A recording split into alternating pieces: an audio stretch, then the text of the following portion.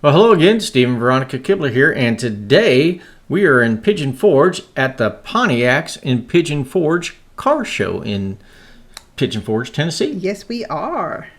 And this is our first year attending this car show, and we're gonna come in here and take a look, see what's going on. Now, the proceeds from this event help support St. Jude's Children's Research Hospital in loving memory of Sierra Blackburn. So come along and join us as we take a look at some of these beautiful cars. Yeah, it was a beautiful day. Well, they had the Smokey and the Bandit truck there, the one that the snowman drove in the movie.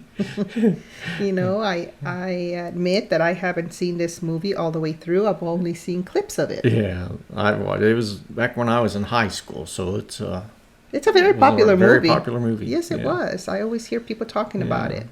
It was a great movie. I really enjoyed it. And here's an overlook of the outside of the car show. I like that lavender car. That was really pretty color. Mm-hmm. So many beautiful cars. You just can't see them all. There's so many. And they have the really older models like the 1957s. All the way up to the 1999s, I think. Yeah. We even have in the 30s also. This is the 1930s. Yeah.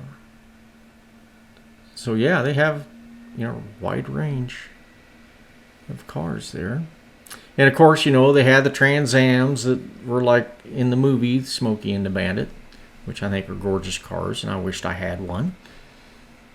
And I think this is a 1977 Trans Am model.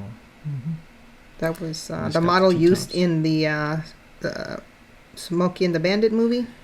Yeah, that's the one that they wanted to look like. I did read a little bit where it may have been actually a 76 Trans Am that they used in the movie, but they made them look like 77s or something to that effect. You can research that yourself on the thing. But the 77 Trans Am is what's popular for replica of the. And so this car was made very popular by that movie. Yeah.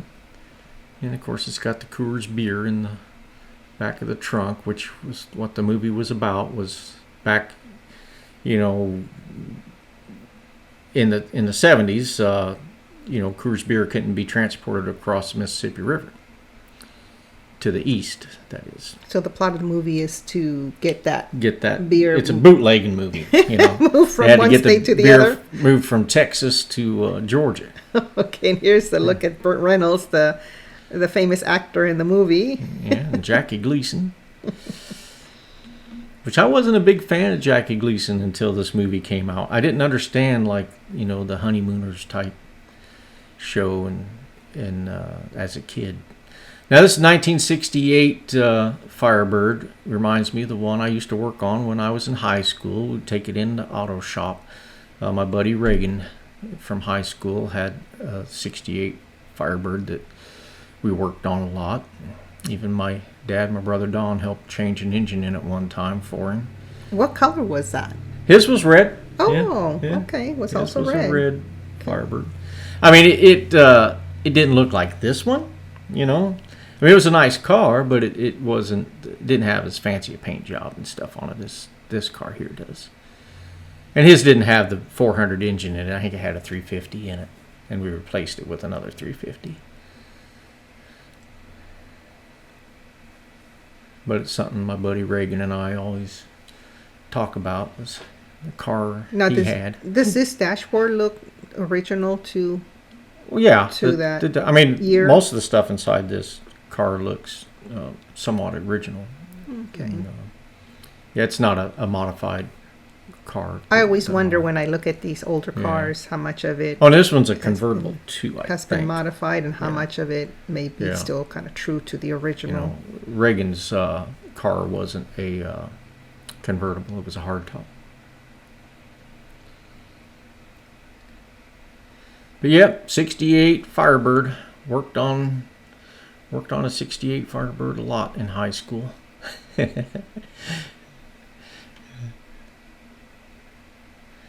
So So those were the popular cars back in that day, huh? Yeah, when I was in high school in the late '70s, that's what people could afford was the '60 model cars.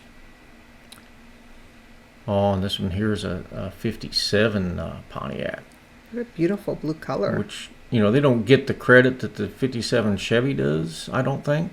But man, they're gorgeous, beautiful. And it's slightly modified. Yeah. I don't think they came with 3 carburetors back then, but This one's in I could really be wrong. beautiful Oh, shape. beautiful Look at shape. that. Oh This my one here. goodness. So shiny and Yeah. the beautiful white seats inside. I like the tail fins on this as well. Oh yeah. I mean, that was the beautiful thing about the '57 GM product, was the tail fins. I like the white seats because in the summertime that's much cooler. Yeah, they don't get as hot. Yes. Now this one here's looks like it may have been slightly modified. Like I was saying, the engine's different than the original engine in the cars, probably. But I'm not an expert at that, so if I'm mistaken, excuse me. Then I know you like the station wagons. I like the station wagons. This is a 1966 station wagon. I just love the look of the station wagon. It just reminds me so much of us growing up having a station wagon and being able to get around in that. And this one has the price tag on it originally. The original sticker. Sticker was like $4,560.09. And then there's the owner's manuals. Yeah, I wish those days would come back. Oh, I know. Wow. So we went from buying a car at $4,000 to now they're like $45,000. Yeah, or more. Oh my goodness, how inflation has gone up. Yeah. Well, people didn't make as much money back then either. That's true. It kind of goes hand in hand. That's so true. Everybody gets raises and everything else goes up. We're not really any better off than what we were. I guess so. I guess when you think about it that way, that's true. I like that bench seat. And the skinny steering wheel. And it's got a knuckle breaker on there too. Yeah, I remember those. Yeah. Didn't your dad used to have one of those on? He may have had one of his cars. on one of the cars. And, I mean, it was popular, back in the '60s anyway. And with anybody that wanted to turn quicker with one hand. Oh, and this one, did this one have the? Yes, it has the seat. Plastic seat cover and the seat that faces back. I love that. Yeah. That was fun for us neat. kids sitting in the back. We felt like we had our own little sitting area, separate from the adults. I just remember the plastic seat cover on that back seat there. My dad had that in his '64 Chevy when we were kids. Kind of protect the seats, right? Yeah. From all the wear and tear. Yeah. And now we're going to go inside the Lacan Center and take a look to see what they have in here. Now this is another '68 Firebird. I wanted to show my buddy Reagan that this is what we could have done in auto shop if I would have been a little more talented. But I wanted to show that, even though this is a 1968 Firebird, it looks a little different than the one I used to work on. I bet it does. Yeah. And it's been slightly modified. The paint job alone looks amazing on this. Just absolutely gorgeous.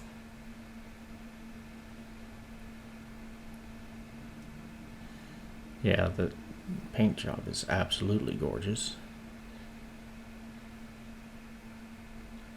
It looks so fancy. Yeah. And this car here is it's basically a race car. I didn't really talk to the owner, so I don't know if they actually have taken it to a racetrack or not, or if it's just for show. Well, it looks in mint condition, so probably just for show. Mm-hmm. It looks like it could be fast. Again, I just wished I had the talent to do this, do that type of paint jobs and put that type of engine in the car like that. And of course, the fenders and everything look like they've been slightly modified. It's a 1969 Firebird. Yeah, so this goes back to like a more stock look of the 69 Firebird. It still had a nice size engine in it, 400 engine, which was, a big engine. I like that light green color on it. Yeah, it's a beautiful car. Yeah, just a really gorgeous car. This is a 2-door. Yes. I don't know of any Firebirds that were other than 2-door. Oh, okay. Yeah. They were a sports car back then. It was kind of big for a sports car, like kind of square to me. Mm-hmm. I'm used to more like the narrow fronts when it's a sports car, at least nowadays. Mm-hmm. Believe me, back in that day, it was a sports car. I believe you.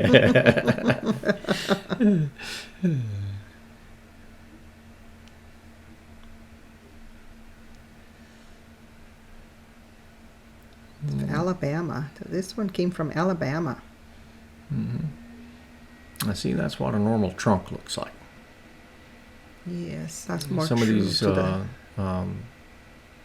modified cars. They have all kinds of fabric and stuff like that in the trunks.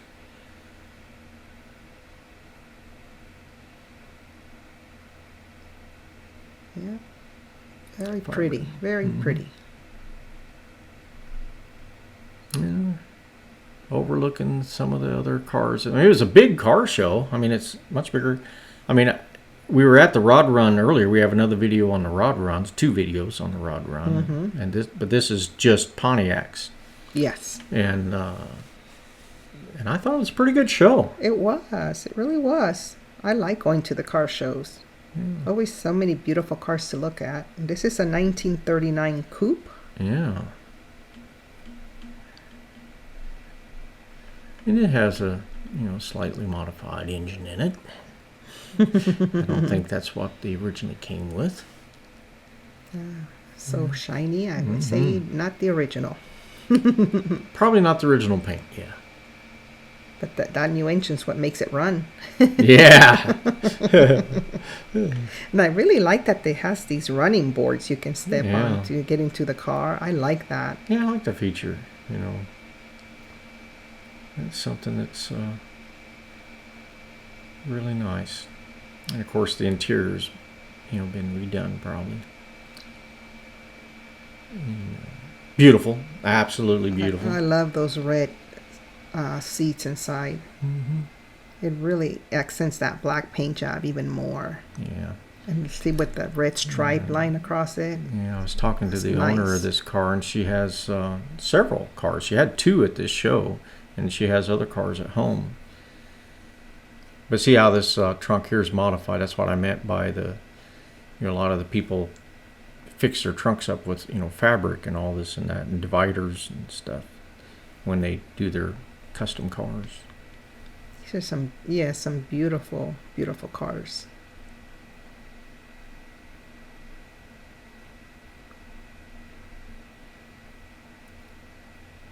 I don't even know what a car like this would cost nowadays. Oh, I don't either. I don't even want to guess. We should ask them. We've never asked, We should ask when we go to these car shows. Well, how much are these going for nowadays? I'm curious now. And this one here is a 56, I believe. Yes, a 1956. Yeah. Chieftain. Model is Chieftain. Chieftain? Chieftain? Okay. Chief, like an Indian chief. Chief, okay. Yeah. Ooh, that's pretty lines on this. Again, I'm not 100% sure how it's pronounced, but I would think it sounds like chief. I love that camel color look inside. That beautiful brown. A rich brown color, and with the bench seat. Oh, bench seats in the back too. Very pretty. Yeah, a lot of detail went into the. See those beautiful curves on it? Oh, so pretty. Yeah, I think these cars are just gorgeous. I love that era. You know, the 50s.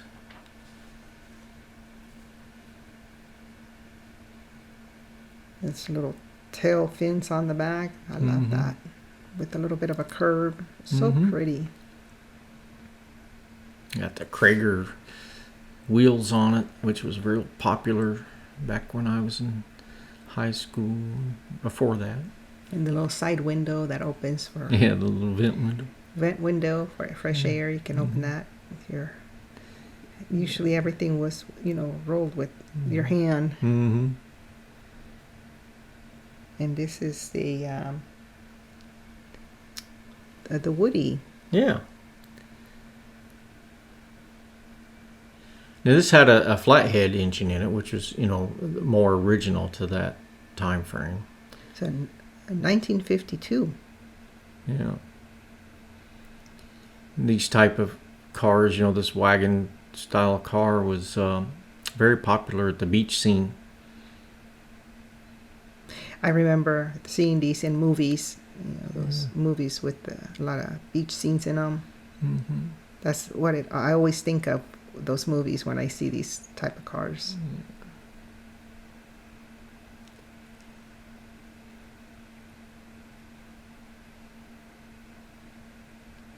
It's kind of like a burgundy color, right? Burgundy with the, I'd say that, with brown wood that. color to it. Again, it's it's a beautiful car, really well done.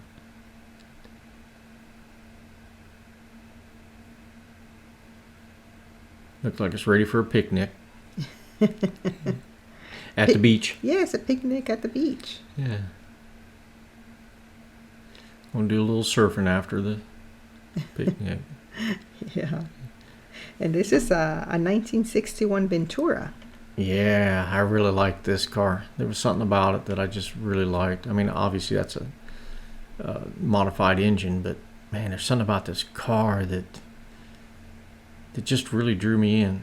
I don't know if it's color. I like that beautiful soft yellow color. And Can Man is the owner of this car, along with his wife Eileen. So we got to talk with Jay and Eileen for a little while, and we had a really nice conversation with them. They were really nice folks. Sharing information about the car and how they really enjoy it, and they cruise on. So they take it up to Gatlinburg cruising once in a while. Mm-hmm. Yeah. They live locally. Yeah. I think they said they also play music. They turn on the radio. I was surprised to see a big sound system in this car. They say they like to play the music when they drive through the strip at Gatlinburg. You might see this car cruising up and down Gatlinburg if you're visiting Gatlinburg or live in the area. Jay and Eileen really enjoy the car, and they love to take it out cruising. And just a gorgeous car. So clean. You can see those big speakers there in the trunk. I forgot to ask them what kind of music they play when they cruise. Yeah, I didn't ask, but I can only imagine in my head, like American Graffiti type. The soundtrack to American Graffiti is what I hear in my head, I hope so. I love music from that movie. Yeah.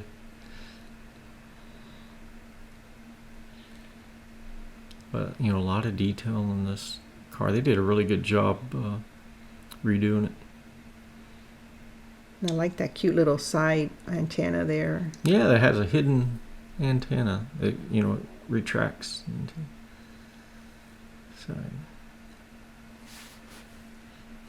All the chrome.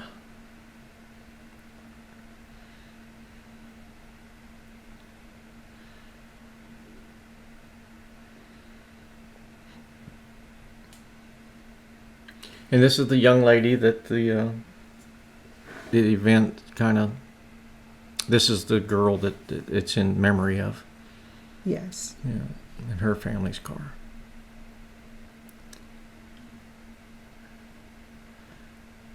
I think I overheard her father saying that she actually got to drive this car.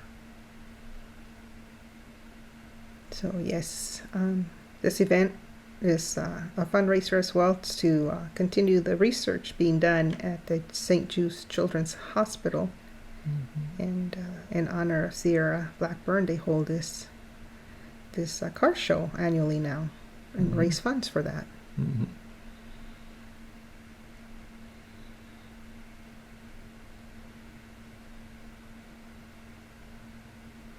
It's a beautiful midnight color blue. Yes, it is.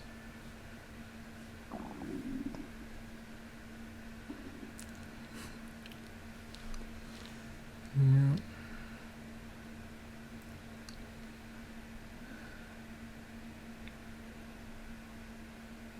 I'm glad that her parents have this car, and Yeah, holds a lot of memories for them. So yes, it does.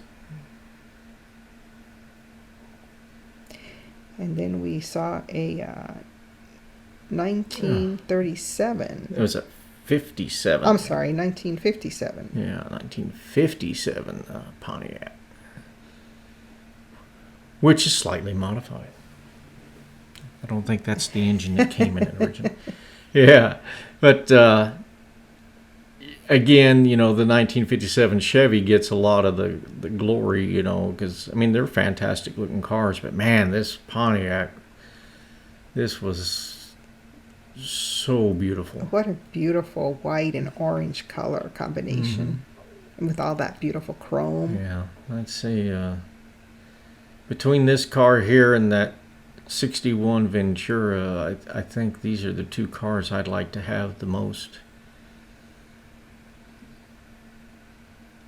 I like that color combination.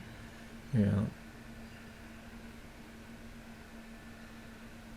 And I like all the emblems on the inside seats. Those are pretty too. Yeah, the chrome and everything, it's really detailed. Yeah. And it goes, of course, the modified trunk and all that. So those orange felt or whatever that is, orange cover there on the that's back. cool. It kind of looks like a paw print, don't it? It does look like a paw print. Yeah. Gorgeous, gorgeous car. Like I said, I really wouldn't mind having this one. It's just so beautiful. Here's another look at the inside of the car show center, and lots of cars to look at. It's really, really fun coming to these car shows. Yes, it is. Just takes me back. Like this 65 GTO. Yeah.